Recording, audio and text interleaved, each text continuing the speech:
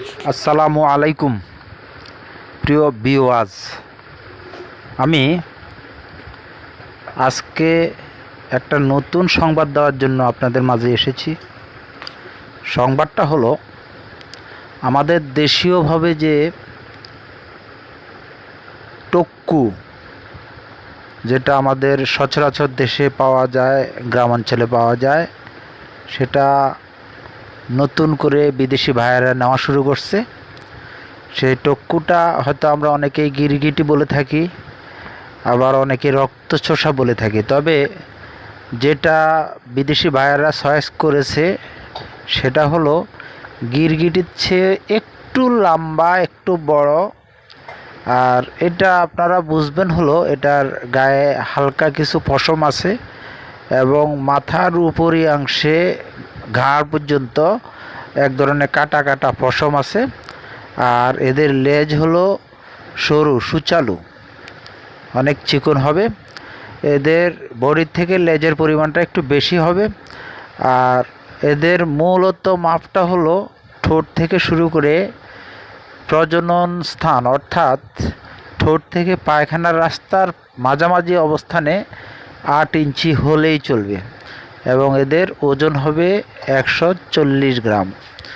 মনে রাখবেন, এই ধরনের টক্কু যদি আপনাদের চোখের সামনে পড়ে তাহলে এদেরকে মারবেন না। আমরা অনেকেই এটাকে রক্তচোষা বলে মেরে ফেলি। আর এটাকে ধরে যে আপনারা আপনাদের খাঁচায় বন্দি করে রেখে অবশ্যই অফিসের সাথে যোগাযোগ করবেন যদি মেজারমেন্ট ঠিক থাকে। আর অফিসের সাথে যদি যোগাযোগ করতে না পারেন তাহলে আপনারা আমার কমেন্টে অবশ্যই যোগাযোগ করবেন। আমার চ্যানেলটাকে সাবস্ক্রাইব করে রাখলে পরবর্তীতে আমার চ্যানেলটা আপনারা খুঁজে পাবেন।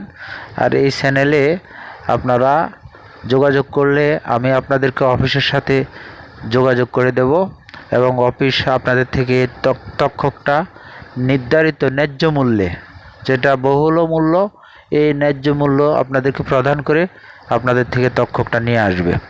এই তক্ষকটা আসলে মূলত আমরা দেশীয়ভাবে টক্কু বলি। আর এই গিরগিটিটা আপনারা গিরগিটি মনে করে কখনো মেরে ফেলবেন না, এটা আপনাদের কাছে আমার অনুরোধ। যদিও ছোট হোক, তারপরেও এটা কোনো না কোনো দিন বড় হবে, বড় হয়ে এটা দেশের সম্পদ হবে। আর আপনাদের জন্য এটা কোনো না কোনো সময় সুফলতা বয়ে আনতে পারে। প্রিয় ভাইরা, আমি পাশাপাশি আরেকটা তক্ষকের কথা সুসংবাদ দিচ্ছি। সেটা হলো, আমাদের যে ভাইয়ার আসছে সে ভাইয়ারই কিন্তু এই তক্ষকটা তো নিচ্ছেই, পাশাপাশি সে 8.5 ইঞ্চি হাঁসপা যে তক্ষকটা, সেই তক্ষকটাও তারা কিন্তু বহন করতেছে। এবং তারা আজকে 3 দিন থেকে শুরু করে আমরা অনেকগুলো তক্ষকই তাদেরকে দিয়েছি। আশা করি আপনারাও অংশগ্রহণ করুন। এই তক্ষকটা যদিও দাম কম পাবেন, কিন্তু আপনারা এটা বিক্রি তো করতে পারতেছেন, কারণ এগুলা বিক্রি হয় না। অনেক সময় দেখা যাচ্ছে যে 8.5 ইঞ্চি তক্ষক আপনাদের কাছে আসে, পরে মরে যায়, বিক্রি করতে পারেন না। আপনারা 8.5 ইঞ্চি তক্ষকগুলো 42 গ্রাম ওজন হলেই চলবে।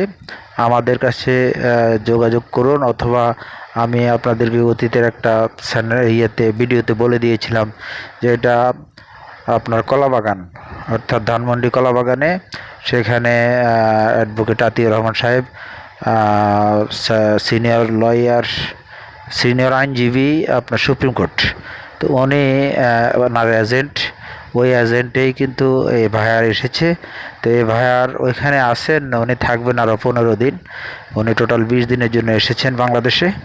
এই 20 দিনে যে কয়টা তক্ষক উনি সংগ্রহ করতে পারেন, বিশেষ করে ওনারা কিন্তু দুবাই থেকে আসা, দুবাই বুঝেনি তো যে দুবাই শেখ, ওনারা আসেন যখন, তখন ওনারা কিন্তু সেই পেট ভরে নেওয়ার জন্যই কিন্তু আসেন।